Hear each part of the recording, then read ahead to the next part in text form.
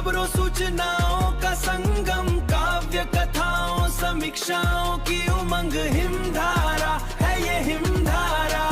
सुनिए खुद दुनिया को भी सुनाइए, शेयर करिए और कमेंट भी बताइए। हिमधारा है ये हिमधारा। हिमधारा के सभी श्रोताओं को नमस्कार। लघु कथाओं की श्रृंखला में आज प्रस्तुत है रश्मि लहर की लिखी लघु कथा वर्क कल्चर। मैं बार बार कह रही हूं कि किशन को अंतर्राष्ट्रीय आयोजन समिति से बाहर रखिए, पर आप मेरी बात ही नहीं समझ रहे। झुंझलाहट से भरी रेखा मीटिंग के दौरान अपने इंचार्ज से थोड़ा चिढ़कर बोली।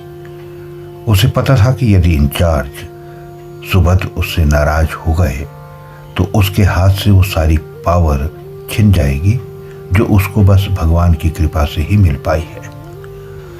वैसे उसको अपनी कार्यक्षमता पर भरोसा तो था, पर 25 वर्षों के कार्यकाल में केवल इन 2 वर्षों से ये निदेशक उसकी कार्यप्रणाली को समझ रहे थे तथा पुरस्कृत भी कर रहे थे, इसलिए वो अपने कार्यों पर पैनी नजर रखी थी।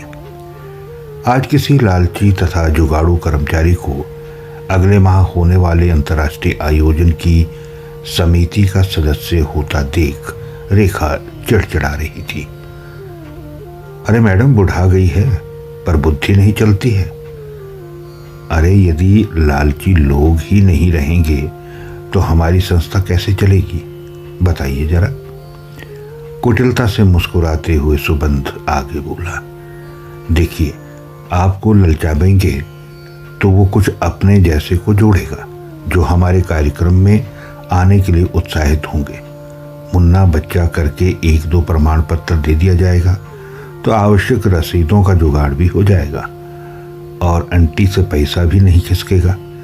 कहते हुए सुबंध ठहका लगाकर सीट से उठा और रेखा के कान के पास जाकर ये बोलता हुआ निकल गया, ये लवरे और लालची लोग ना हो तो काम करने में, मटेरियल इकट्ठा करने में नानी याद आ जाए। अरे उनको उल्लू बनाकर अपना उल्लू सीधा करना भी कोई सरल काम है क्या।